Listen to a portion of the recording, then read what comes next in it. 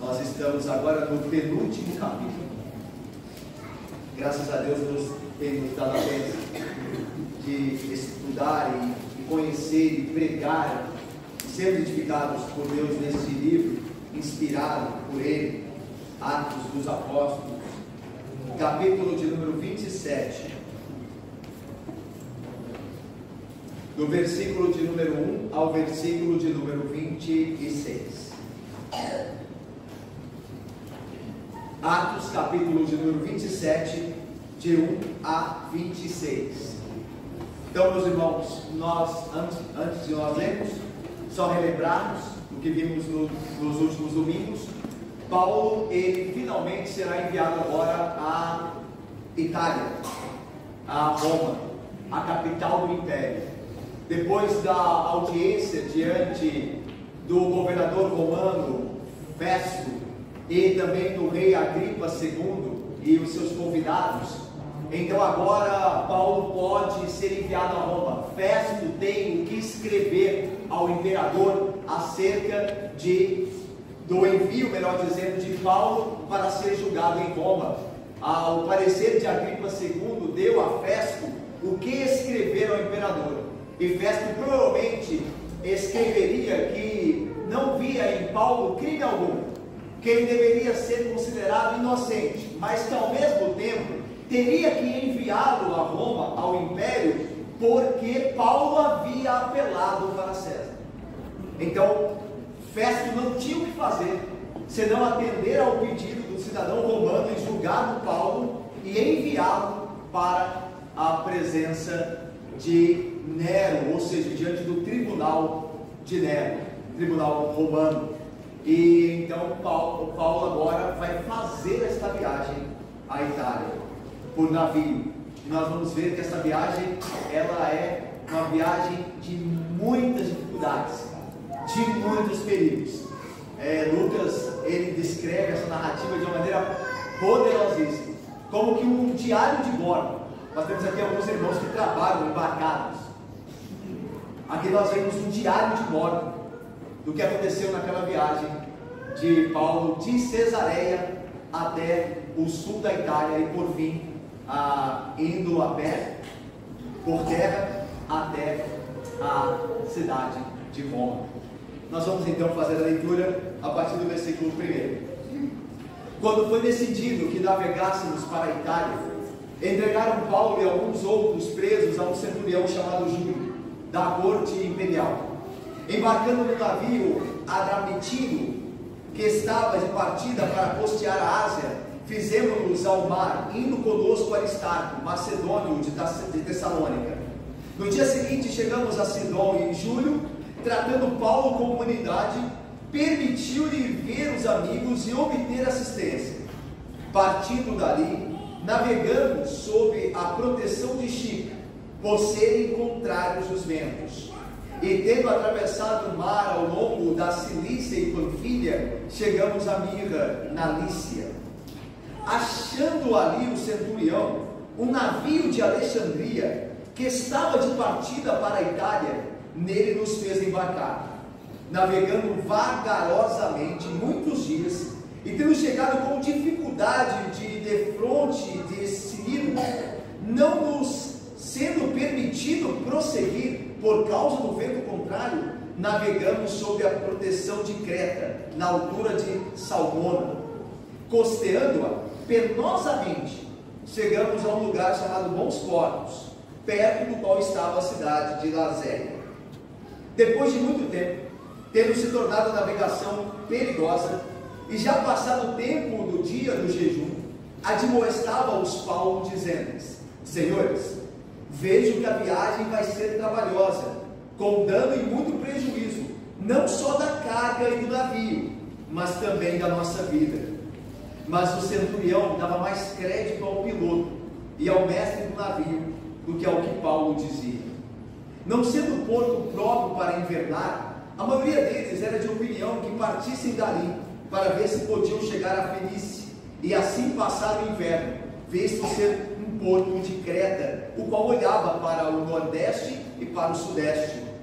Soprando brandamente o vento sul, E pensando eles ter alcançado o que desejavam, levantaram âncora e foram costeando mais de perto a ilha de Creta. Entretanto, não muito depois, desencadeou-se do lado da ilha um tufão de vento, chamado Euroaquilão, e sendo o navio arrastado com violência, sem poder resistir ao vento, cessamos a manobra e nos fomos deixando levar. Passando sob a proteção de uma ilhota chamada cauda, a custo conseguimos recolher o bote, e levantando este, usaram de todos os meios para cingir o navio, e, temendo que dessem na Sirte, arriaram os aparelhos, e foram ao léu. Açoitados severamente pela tormenta no dia seguinte, já aliviavam o navio, e ao terceiro dia, nós mesmos, com as próprias mãos, lançamos ao mar a armação do navio, e não aparecendo, havia já alguns dias, nem sol, nem estrelas, caindo sobre nós grande tempestade, dissipou-se afinal toda a esperança de salvamento. Havendo todos estado muito tempo sem comer, Paulo, pondo-se em pé no meio deles, disse: Senhores, na verdade, era preciso terem me atendido, e não partido de Creta, para evitar este dano inteiro. Mas já agora vos aconselho bom ânimo, porque nenhuma vida se perderá de entre vós, mas somente o navio. Porque esta mesma noite, um anjo de Deus, de quem eu sou e a quem sirvo, esteve comigo, dizendo: Paulo, não temas, é preciso que compareças perante César, e eis que Deus, por sua graça, te deu todos quantos navegam contigo. Portanto, senhores, tende bom ânimo, pois eu confio em Deus, que sucederá do modo porque me foi dito. Porém é necessário que vamos dar a uma ida. Vamos orar? Ó Deus santo e bendito, nós lemos a tua palavra, que é a verdade, e Pai, agora abençoa-nos, ó Deus, para que nós saibamos que apesar dos perigos que enfrentamos, o Senhor nos conservará segundo o seu propósito para nós nesta vida, e por fim nos levará salvo para o seu reino. Em nome de Cristo nós oramos, pedimos pela tua condução, a tua edificação, ó Pai, em nossa vida, por meio da pregação, em nome de Jesus, e com perdão dos pecados. Amém. Meus irmãos, nós trouxemos um mapa. Faz tempo que nós não vemos mapas, porque nós ficamos com Paulo em Jerusalém, em Cesareia, depois do final da terceira viagem, por muito tempo.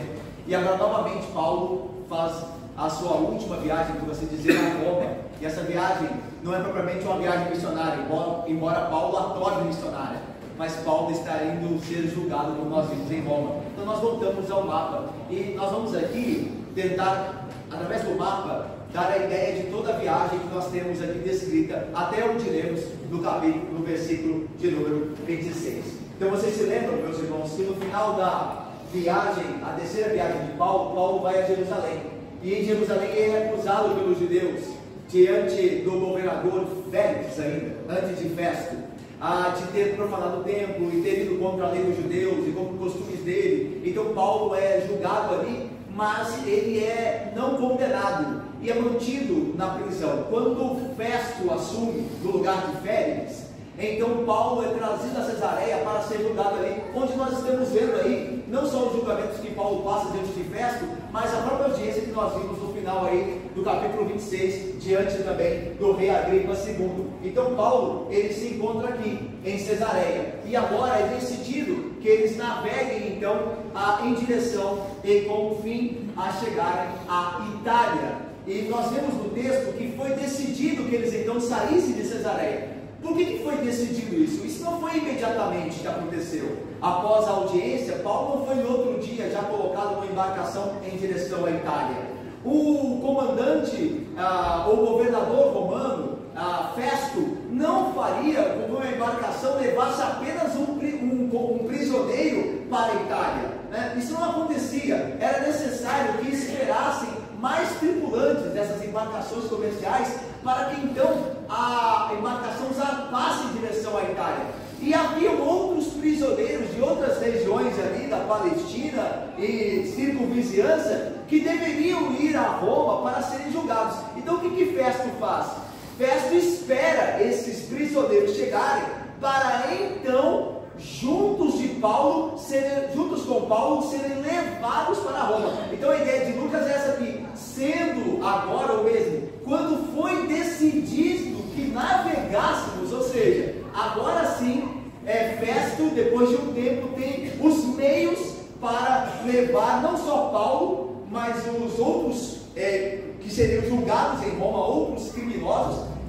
Paulo não era um criminoso, né? Então, os criminosos, junto com Paulo, para serem julgados em Roma. Daí, então, foi decidido agora que navegássemos. Agora nós poderíamos, de fato, ir. Então, Paulo, ele sai aqui de Cesareia, como diz o nosso versículo, aí, versículo de número 2, embarcando no navio Adramitino, que estava de partida para costear a Ásia.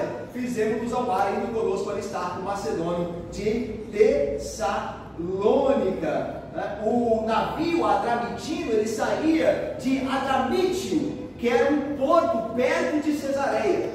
Então, por isso o navio Adramitino, porque ele saía desse porto Adramítio, que ficava perto de Cesareia. E esse navio tinha, como nós vemos aqui no mapa, ele tinha o objetivo de costear a Ásia Menor.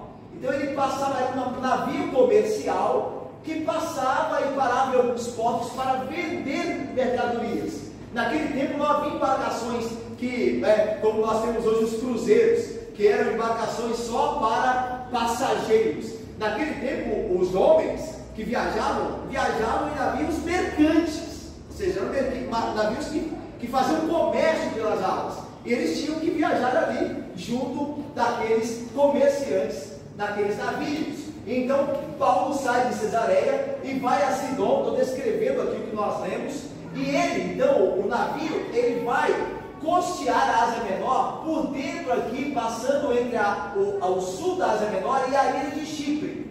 Por quê? Porque o texto diz que os ventos eram fortes e contrários. Então o navio evita aqui o mar aberto, mar Mediterrâneo aqui, costeando aqui entre o sul da Ásia Menor e de Chipre, da ilha, para ter um corredor protegido do vento.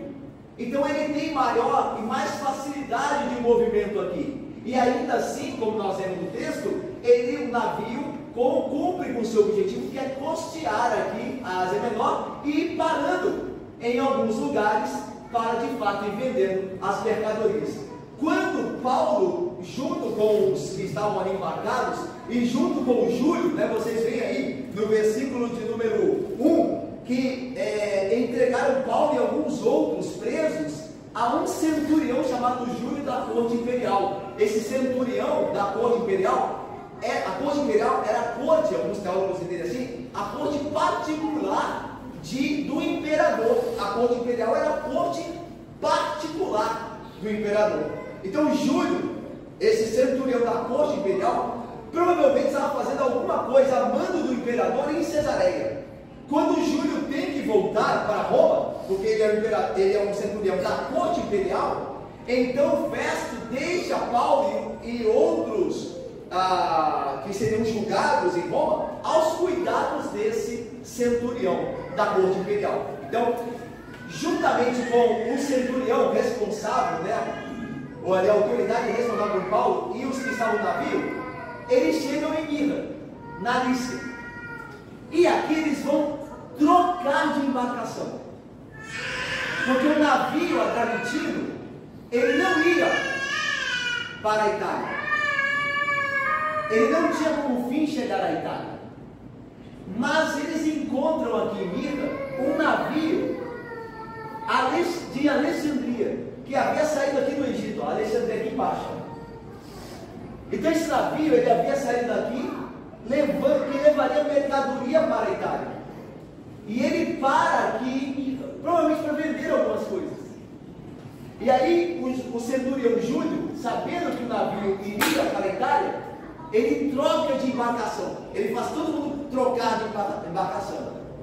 Do navio Adramitino, que saíra com eles de Cesareia, para agora o navio de Alexandria, que iria para a Itália. Por que o navio Alexandrino iria para a Itália também? Porque a Itália, naquela época, o Império Romano, dependia dos grãos do Egito. Então, muitos produtos que eram consumidos pelo Império Romano vinham de outros lugares, outros continentes, outros países. E aí o Império Romano, como dominava e controlava tudo, de fato contratava e pagava por esses produtos, e eles eram enviados para Roma, para a Itália, para o Império Romano. Então o navio sai daqui, de Alexandria, para levar os grãos à Itália, mas ele para aqui em Milã, e aí Júlio, o centurião da corte imperial, vendo isso, e a facilidade que seria pegar a embarcação direta, e uma embarcação provavelmente maior, pega aqueles homens que estavam sob o seu controle ali, sob o seu governo, e coloca no navio aqui em Alexandria, e eles continuam a viagem. Aí eles param em Cnído, e a ideia, meus irmãos, aqui, olha só o que acontece aqui. A ideia, como diz o texto, Lucas narrando, e Lucas está viajando junto. Lucas está junto ali, porque ele escreve sempre na primeira pessoa do plural. Nós decidimos isso, nós fizemos. Então Lucas está junto ali da embarcação, está fazendo a viagem junto com Paulo. E Aristarco, que era outro irmão na fé de Tessalônica. Então Paulo se vale de dois amigos aqui, Lucas, o evangelista, e Aristarco, que era um crente de Tessalônica, que é um companheiro de Paulo. Aliás, vai ficar junto de Paulo quando Paulo estiver preso em Roma. E aí veja, qual que era a ideia primeira da embarcação? Indo para a Itália, costear aqui, passando adentro do mar Egeu, indo perto da costa, para chegar à Itália por aqui, entrando aqui no mar Adriático, ok? Só que o que acontece? Um vento forte vindo do norte faz com que eles tenham que rodear Creta ou passar pela costa sul de Creta, usando a ilha como uma proteção dos ventos, porque o vento está empurrando o navio, então não permite que o navio faça a manobra que tem que fazer. Então por isso eles descem, para usar a ilha como um escudo para a navegação, para proteger do vento e eles continuarem a navegação. Eles param aqui em bons portos, como diz Lucas. Veja comigo no texto, versículo de número 7. Navegando vagarosamente muitos dias, e tendo chegado com dificuldade de fronte a Cnído, não nos sendo permitido prosseguir por causa do vento contrário, navegamos sob a proteção de Creta. Então nós vimos ali, vamos ao sul de Creta, e vão costeando ali a parte sul, na altura de Salmona. Costeando apenas, mesmo assim com dificuldade, chegamos a um lugar chamado Bons Portos, perto do qual estava a cidade de Lazéia. Então, eles param aqui em Bons Portos. E nós vamos ver aqui, que aqui em Bons Portos, Paulo vai dar o conselho. Ele vai fazer a advertência quando nós vimos, olha, nós vamos correr perigo se nós continuarmos a viagem. Paulo vamos ver aqui, Paulo é experiente, mas o piloto, junto do mestre da embarcação, decidem continuar, e eles continuam, porque diz que soprou um vento sul que parecia facilitar a viagem. Só que quando eles estão aqui, saindo aqui de Creta, e pensando em parar aqui no topo de Fenícia, que era um porto maior do que Bons Portos era um porto bem pequeno, e que não protegia tanto do inverno. Eles querem chegar aqui, para passar o inverno provavelmente aqui. Só que quando eles estão fazendo essa passagem aqui de navio, costeando Creta, sopra um vento chamado Euroaquilão, como diz o texto. Euroaquilão é o vento nordeste, o vento que junta vento do leste com o norte. Então, Euroaquilão é a palavra para o vento nordeste. E o que acontece com o navio, que queria chegar nesse pontinho amarelo aqui em Creta? Ele é empurrado mais para o sul até ficar no mar aberto. E aí que começa o perigo, mais ainda. Porque na tempestade do Euroaquilão, desse tufão, o céu fecha, não tem mais estrelas, não tem mais sol para você se conduzir. E eles estão em mar aberto. Então eles não sabem onde estão. E a tempestade acompanha, nós vamos ver o texto, acompanhará a eles por 14 dias, ferindo o navio, a embarcação, até o ponto de fato de vir acontecer o naufrágio. Mas até o versículo 26 nós nos encontramos aqui, em mar aberto, e eles, como diz o texto, sem esperança nenhuma de sobreviver. Agora nós vamos ao texto, depois de ter visto mais ou menos o que acontece aqui. Vamos lá? Vamos deixar aqui e voltar ao texto, versículo de número 9. Olha aí, depois que eles param ali, aportam em bons portos. Olha o versículo 9.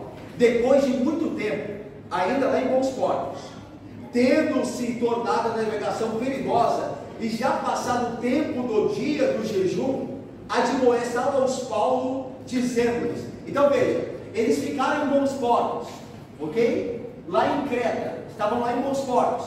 O inverno estava chegando, quando o texto diz que já havia passado o tempo do dia do jejum.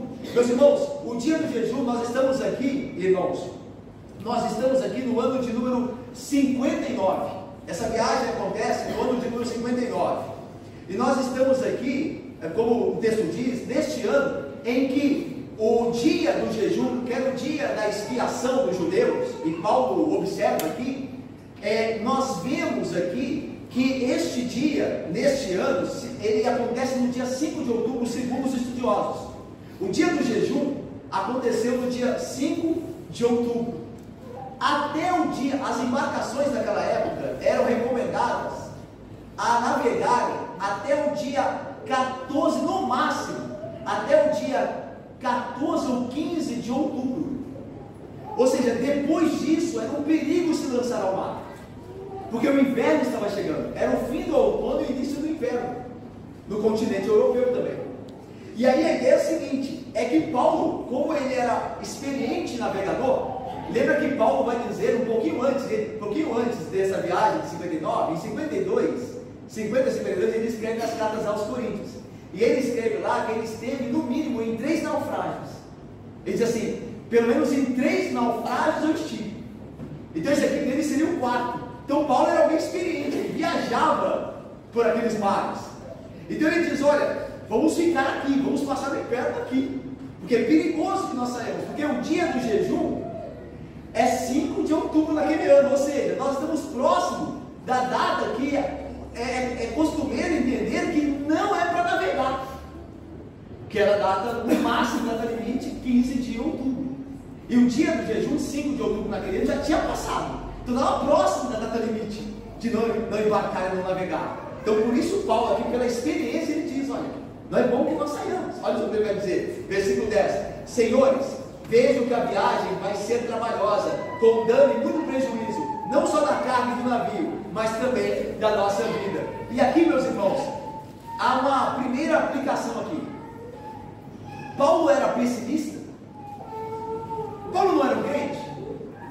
Ele não devia dizer assim, olha, Jesus Cristo quer que eu chegue em Roma, vamos, porque Ele está conosco, vamos embora, vamos nos lançar aí, vamos com fé.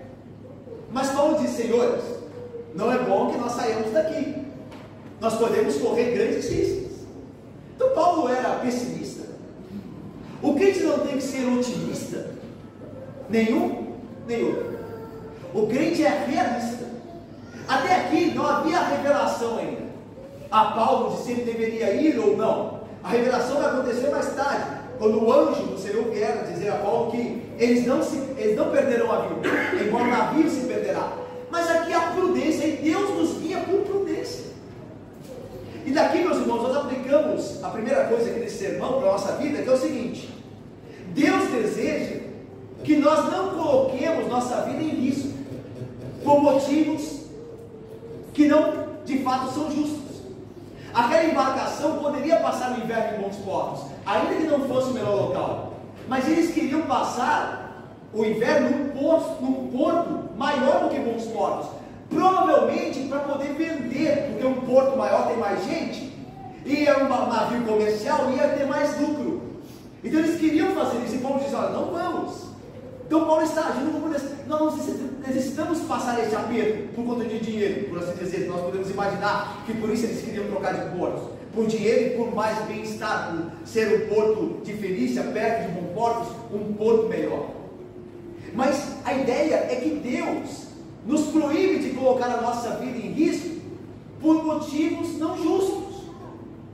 Ao Catecismo Maior, quando ele trata do 6º mandamento, não matarás, ele diz que nos é proibido o seguinte: que os pecados proibidos pelo sexto mandamento, não matarás, dentre outros, é também pecado, a negligência ou retirada dos meios lícitos ou necessários para a preservação da vida. Ou seja, é pecado não tomar cuidado dos meios necessários para preservar a nossa vida e a do nosso próximo.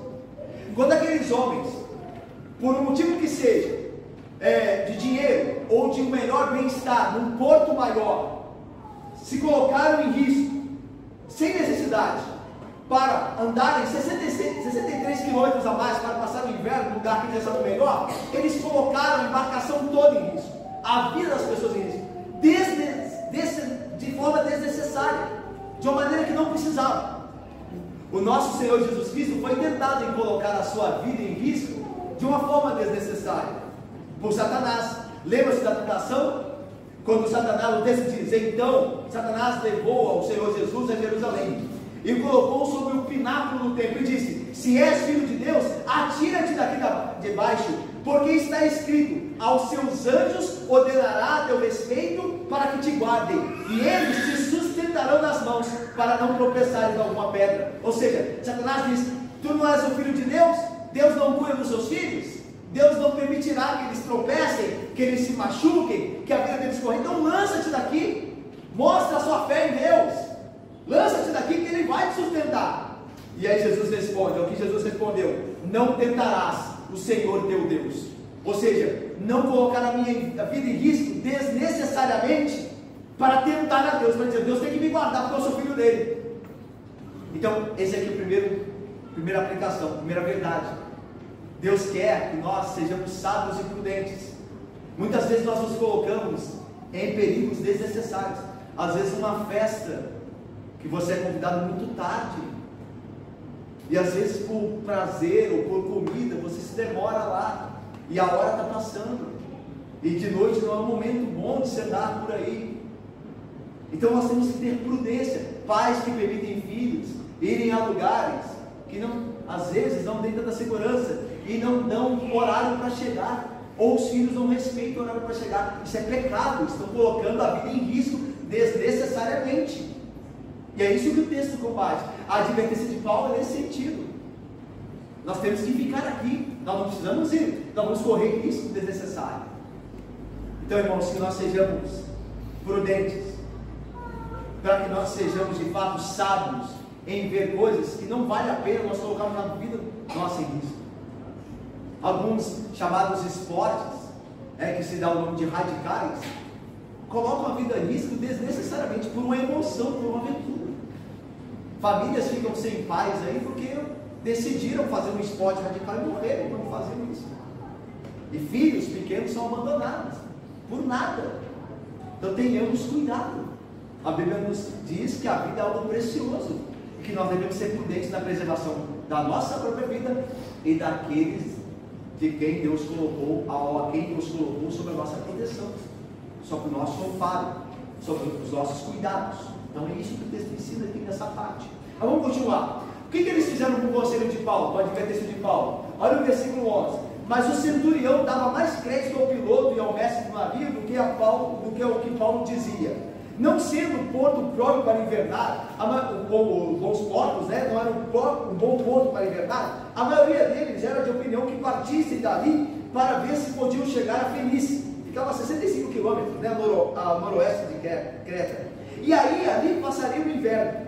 Visto ser um porto de Creta, o qual olhava para o nordeste e para o sudeste. Irmãos, o conselho de Paulo não foi ouvido pelo centurião, da corte imperial, por Júlio, porque ele preferiu ouvir e dar mais crédito ao piloto e ao mestre de navio. O piloto e o mestre de navio não eram pessoas experientes? Claro que eram. Eles sabiam dos avisos de não navegar? Sabiam, eles eram alguém experientes. O que fez então com que o piloto e o mestre de navio preferissem passar em Fenícia? Uma vez que eles, mesmo advertidos que não era bom embarcar, zarparem com o navio, eles o fizessem para chegar a Fenícia. Alguns estudiosos acham que era por conta de Fenícia ser um porto maior e com melhores condições do que bons portos. E lembra que aqui é um cargueiro comercial, um navio comercial, eles podem ali vender coisas. Então alguns acham que eles foram movidos por bem-estar, porque Bons Portos não era tão grande, e Fenícia era um porto com maior preparo, e também por dinheiro, porque em Fenícia haveria mais condições de venderem suas mercadorias. Meus irmãos, quando nós lemos esse texto, nós lemos o desastre de Titanic, um navio que naufragou, saindo da Inglaterra para ir aos Estados Unidos, em 1912, no dia 14 de abril, na noite de 14 de abril, durante a madrugada de 15 de abril. Há informações históricas que os empresários da White Line Star, que era a empresa que construiu não só o Titanic, mas outros navios, mas o Titanic era o maior, fizeram com que o comandante do navio, Edward Smith, navegasse numa velocidade que não era conveniente, visto que Titanic foi avisado várias vezes de icebergs e gelos no seu trajeto. Mas a questão é que havia um prêmio naquela época dado aos navios que faziam em menor tempo esse trajeto Europa-Estados Unidos. Então, os empresários da White Line Star avisaram ao comandante que ele não deveria diminuir a velocidade, porque provavelmente eles queriam ter o orgulho de dizer que Titanic fez o menor período entre a Europa e os Estados Unidos. E o que aconteceu na embarcação? Nós sabemos a história do navio. Parece-nos que aqui o que motivou foi a mesma coisa: o orgulho do homem, que não se deixa divertir, que não se deixa exortar. Mas vamos mais. Versículo de número 13. Eles saem então com direção à Fenícia, ali ainda em Creta. E diz o texto: soprando brandamente o vento sul e cansando eles ter alcançado o que desejavam, levantaram âncora e foram costeando mais de perto a ilha de Creta. Irmãos, aqui é interessante que aparentemente eles, o texto diz que eles encontraram e viram nesse vento sul que soprava uma condição favorável a saírem de Bons Portos e irem para a Fenícia, ali em Creta ainda. A ideia de que parecia que o negócio ia dar certo, parecia que o negócio era favorável, ainda que Paulo estivesse advertido, e ainda que para a navegação não era o tempo, o contexto conveniente para se praticar a mesma. Mas eles entenderam: olha, tem um vento sul soprando, vamos embora, estamos favoráveis. Paulo não sabe de nada, parece que a sorte está do nosso lado. E eles foram. Meus irmãos, é interessante que esse texto nos ensina que, mesmo soprando o vento sul, no início ali daquela viagem pequena, de 65 quilômetros aproximadamente, de um porto a outro, de Bons Portos a Fenícia, no meio do caminho, nessa pequena viagem, por assim dizer, comparada a outras grandes viagens que se faziam, marítimas naquela época, naquele meio tempo, viria o Euroaquilão, a tempestade nordeste, e traria um estrago tremendo. Ou seja, às vezes as coisas parecem estar indo bem, mas a nossa vida pode mudar repentinamente. E aqui eu passo para uma segunda aplicação. O crente deve sempre vigiar e estar firme em Deus para enfrentar mudanças inesperadas. Há um hino que cantamos que nos adverte dizendo: bem de manhã, embora o céu sereno pareça um dia calmo anunciar, vigia e ora, o coração pequeno um temporal pode abrigar. Nós levantamos de manhã, achamos que será um dia como o outro qualquer, até que um acidente muda tudo, até que uma ida no médico muda tudo, até que uma palavra do nosso chefe lá no emprego muda tudo. Então nós devemos vigiar e orar, porque não sabemos o que é o dia de amanhã, o que nos virá amanhã, ou até mesmo hoje ainda, não sabemos. Nós devemos sempre confiar em Deus e estar nele, porque a coisa mais importante é isso, porque o Senhor estará lá. Eu não sei o que vai acontecer amanhã, mas eu sei que o Senhor está lá. Eu vou me apegar ao Senhor, porque Ele será o meu refúgio, mesmo que amanhã se apresente tempos difíceis, tempestades terríveis, o Senhor estará lá. Então, meus irmãos, essa segurança de que nada vai nos acontecer, que nós vamos ter tranquilidade até o final da nossa vida. Ela não deve ser assim de fato. O crente deve levar em conta sempre estar preparado em Cristo para as tempestades que a vida nos apresenta. Vamos lá, versículo 14. Entretanto, não muito depois, desencadeou-se do lado da ilha um tufão de vento, chamado Euroaquilão, e sendo o navio arrastado com violência, sem poder resistir ao vento, cessamos a manobra e fomos deixando levar.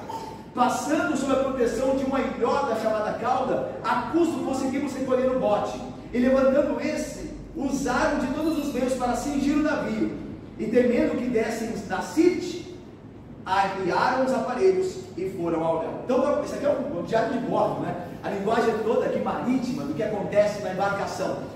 Eles foram levados, Gabriel, para o sul, pelo Euroaquilão, que é o vento que soprava, eles queriam ir para o norte, Itália, né? Mais especificamente, noroeste, Itália. Mas o vento os arrastou para baixo, para o mar aberto, e o mar Mediterrâneo, o mar aberto. E aí o que acontece? Eles veem uma ilhota chamada cauda e a usam como proteção, como fizeram com o crédito do vento que vem do norte. Eles passam pelo sul da ilhota, e quando eles estão costeando a ilhota lá do parte sul, eles aproveitam para trazer um bote que naquele tempo andava e amarrado a polpa, que é a parte de trás do navio. Temos a proa, a parte da frente, e a polpa, a parte de trás, que é amarrado ali. Só que o que acontecia? Com a tempestade, as águas iam jogando o bote para bater no casco, e uma hora o casco ia quebrar. Então eles aproveitam para trazer para dentro da embarcação o bote, e eles fazem isso. E depois de que eles fazem esse contexto que Lucas dá, eles pegam as cordas, algumas cordas, e passam da proa à polpa para cingir o navio, amarrado, porque as tábuas começam a ser, de fato, violentamente atacadas pelo mar e começam a ceder. Então eles amarram, eles cingem o navio, enquanto eles estão costeando a parte sul da ilhota chamada cauda. Isso tudo era atitude de emergência para tentar salvar a embarcação. Olha só o versículo de número 18. Açoitados severamente pela tormenta, no dia seguinte já aliviavam o navio, ou seja, eles já estavam aliviando o navio. Lembra que o texto aqui do versículo 17 cita um lugar chamado Sirte. Sirte, olha só o versículo 17 final. E temendo que dessem na Sirte, arriaram os aparelhos e foram ao léu. A Sirte, o que é a Sirte? É um local perto da costa norte da África, que é um banco de areia movediça. Era um cemitério de embarcações. E eles tinham medo, como arrastados para o sul pelo vento, de acabarem na Sirte e ficarem ali, o navio ali, atolado. E aí não haveria esperança, estavam com fome, já não havia muita coisa para comer, eles morreriam ali. Então eles, preocupados com isso, diz que eles arriaram os aparelhos, né? O texto diz aí que a ideia é de jogar a âncora na parte de trás, para fazer com que o navio, menos jogado pelo vento, para aquela direção, pudesse resistir mais. Então o que eles fizeram? E olha só o versículo de número 18. Açoitados severamente pela tormenta, no dia seguinte já aliviavam o navio. E no terceiro dia, nós mesmos, a ideia de agora eles estão, o Paulo, o Lucas, e até mesmo a gente pode pensar um pouquinho, os outros que iam ser julgados em Roma, foram chamados para ajudarem a embarcação com as próprias mãos, lançarem ao mar a armação do navio. A armação do navio é o mastro principal. Ou seja, eles estão abrindo mão de tudo. Agora o desespero virou tão grande que eles estão jogando fora tudo que eles podem para aliviar o navio, para que, se caso cheguem a Sirte, não fiquem ali parados, tenham mais leveza para poder passar pelo navio mais pesado. Encontrou areia, vai ficar. Então essa é a ideia aqui. Versículo 20. E não aparecendo já alguns dias, haviam já alguns dias, nem sol, nem estrelas, caindo sobre nós grande tempestade, dissipou-se afinal toda a esperança de salvamento. Você se lembra, irmãos, que vocês sabem, né, pelos estudos, se lembram pelos estudos, que naquele tempo se guiava pelo céu. As embarcações se guiavam pelo céu. Só que a tempestade não permitia. Como a tempestade arrastava o navio, ele estava já ao léu, então a tempestade acompanhou o navio por dias. Eles não tinham mais combustível, eles não sabiam onde estavam. Eles podiam encontrar rochedos, eles imaginavam que estavam próximos de Sítio, já que eram arrastados pelo sul, para o sul, para a costa norte da África. Então eles já não sabiam. Então quando eles se viram nesse estado, sem o sol, parecia sem luz, não tinham mais guia nem condução, a esperança deles morreu. Mas nós estamos perdidos. Nós vamos morrer. Meus irmãos, eu parto aqui para uma aplicação que é a seguinte: em um momento de terror e desespero, nada mais terá importância do que o destino das nossas vidas. Você vê que esses homens estavam indo fazer comércio na Itália. Eles achavam que ganhavam muito dinheiro. Só que agora eles não têm mais nada. Eles estão se livrando de tudo para ver se podem preservar a vida. Nosso Senhor Jesus Cristo ensinou uma parábola sobre isso, sobre a importância de se cuidar da vida e não dos bens no momento de crise. Diz o texto seguinte do Evangelho: nesse ponto, um homem que estava no meio da multidão lhe falou a Jesus: Mestre, ordena meu irmão que reparta comigo a herança. Mas Jesus lhe respondeu: Homem, quem me constituiu juiz ou partidor entre vós? Então lhes recomendou: Tende cuidado e guardai-vos de toda e qualquer avareza, porque a vida de um homem não consiste na abundância dos bens que ele possui.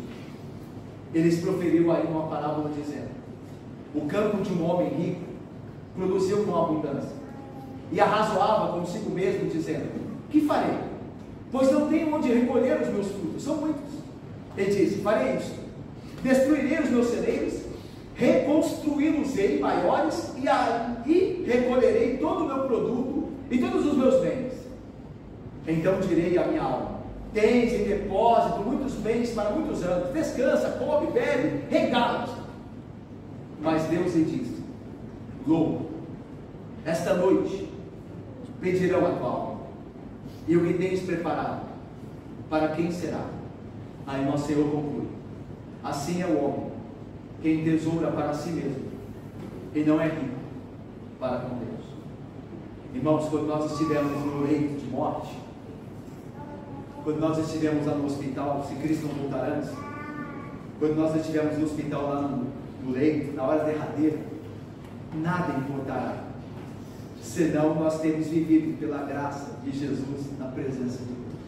Nada mais. O que você construiu, o que você obteve, sua conta bancária, nada disso. E nada disso importará. Só importará se você viveu ou não na presença de Deus por meio de Cristo.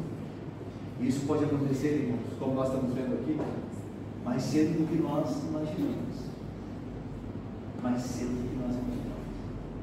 Nós devemos estar preparados, sermos ricos para com Deus, em piedade, em comunhão, em vida com Ele. Porque é isso que importará naquele dia em que pedirão a nossa alma. Vamos para o final? Versículo 21. Havendo todos estado muito tempo sem comer, já com a esperança, como nós vimos, já desaparecida, Paulo, pondo-se de pé no meio deles, disse: disse: Senhores, na verdade era preciso ter-lhe atendido e não partir de Creta, para evitar este dano e perda. O apóstolo Paulo disse que a gente gosta de dizer essas horas, né? Que é: eu te disse, eu falei, eu avisei.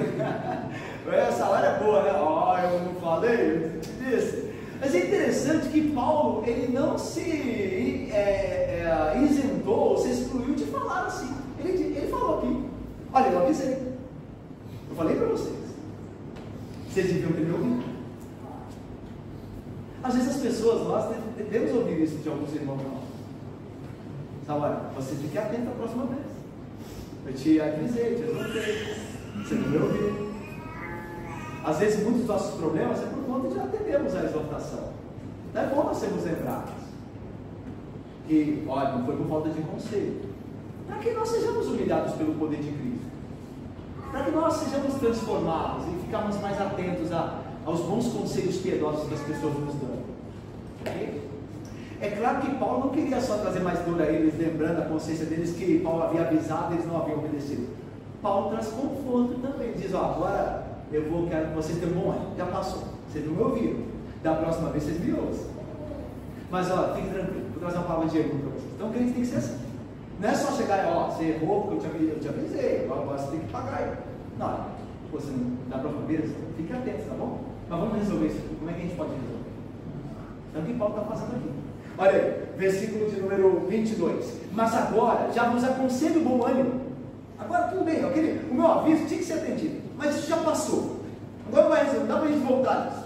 Mas agora eu vos aconselho bom ânimo, porque nenhuma vida se perderá de entre vós, mas somente o navio. Irmãos, é o otimismo de Paulo, agora parece otimista. Lá parecia pessimista. Não sai daqui não, vai dar problema. E agora parece otimista. Mas é otimismo? Não. Não é. Como lá também não era. É realismo de novo. Realismo baseado na visão, ou melhor, na visita do enviado divino, do anjo a Paulo, que garantiu que Deus guardaria a vida de todos ali. Olha o que Paulo diz. Versículo de número 23. Por que eu digo isso a vocês? Porque é otimismo? Não.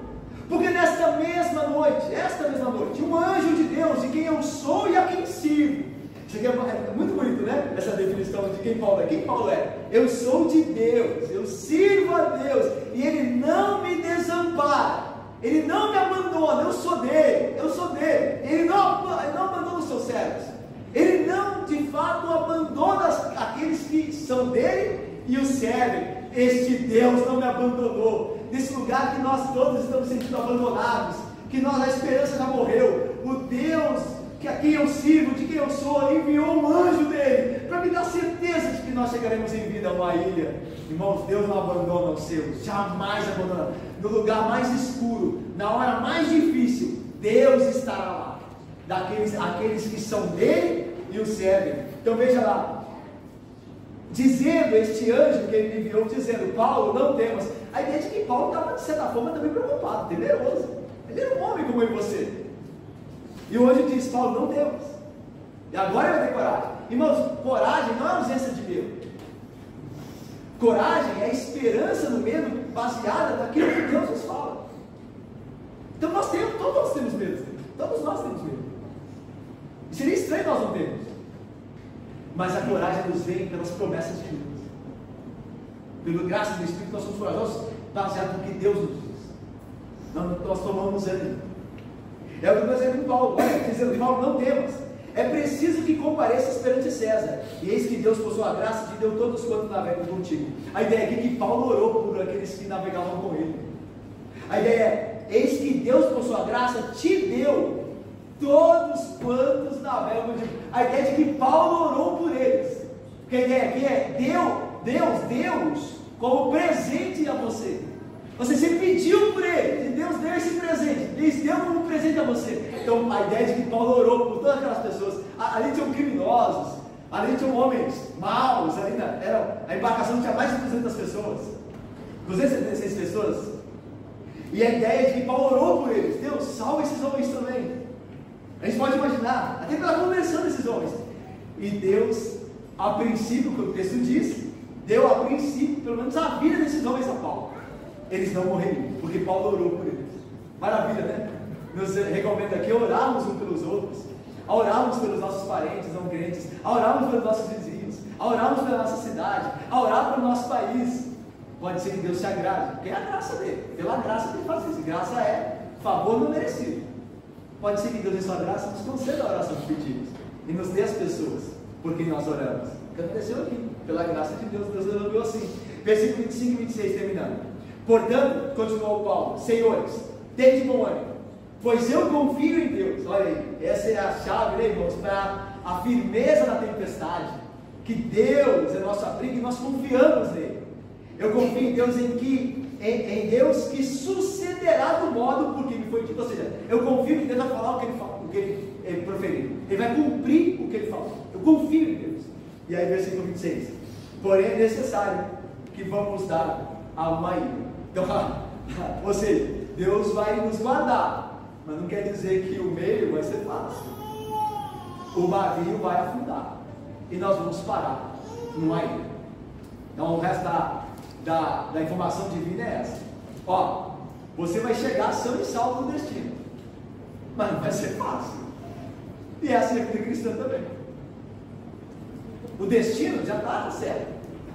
O destino é o céu bendito, É a novo céu e nova terra. É o destino, está certo. Não vai mudar jamais. Mas o percurso é cheio de tempestades, dificuldades. Mas Deus estará lá, como estava aqui, confortando e animando. Eu termino dizendo o seguinte: assim como para Paulo, Deus tinha um propósito para Paulo, lembra? É necessário que compareças diante de César. É o objetivo de Deus para Paulo. Assim também Deus tem um objetivo para cada um de nós, e nos manterá neste mundo até que Ele cumpra seu propósito em nós e através de nós. Então nós temos hora certa de deixar este mundo. Qual que é a hora certa de nós deixarmos esse mundo? Quando Deus tiver cumprido o seu propósito em nós e por nós. Aí Ele vai nos chamar para si. E veja, quando Ele fizer isso, é porque Ele cumpriu a obra e o propósito dele. E nós não devemos temer na hora da nossa morte, que chegou a hora. A Bíblia diz que nossos dias estão contados. Estão contados. E nós não passaremos dele.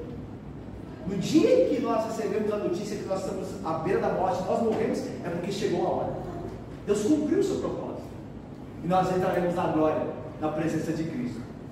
Paulo tinha ciência disso, que quando próximo da morte, ele escreveu a Timóteo, ele diz assim: quanto a mim, estou sendo já oferecido por libação. É um eufemismo para dizer que Paulo vai ser morto, vai morrer, vai ser martirizado. E o tempo da minha partida é chegado. Combati o bom combate, completei a carreira, ou seja, aquilo que Deus me ordenou, e guardei a fé, porque eu não preciso mais dela, que agora eu vou ouvir. Eu vivi pela fé, mas agora eu verei. Agora eu não preciso mais de fé. Já agora a coroa da justiça me está guardada. Veja, irmãos, olha que declaração, na hora da morte, próximo da morte dele. Já agora a coroa da justiça me está guardada, a qual o Senhor, reto juiz, me dará naquele dia. E não somente a mim, mas também a todos quantos amam a sua vida. Olha que certeza bendita. Eu cumpri a carreira, eu completei o propósito. Se Deus está me chamando por meio dessa enfermidade, é que chegou a hora. Tudo que Ele tinha que fazer em mim e por mim, Ele realizou. E agora eu vou são e salvo para o seu reino. Olha que maravilha. Irmãos, obviamente, isso não quer dizer que enquanto o propósito de Deus é cumprido, como nós falamos, haverá prejuízos temporais e danos temporais. Mas uma coisa é certa: enquanto nós vivemos aqui, Deus sempre nos conduzirá no meio de muitas provações em triunfo por meio de Cristo, e nos levará a salvo para o seu reino. Que Deus nos abençoe. Amém.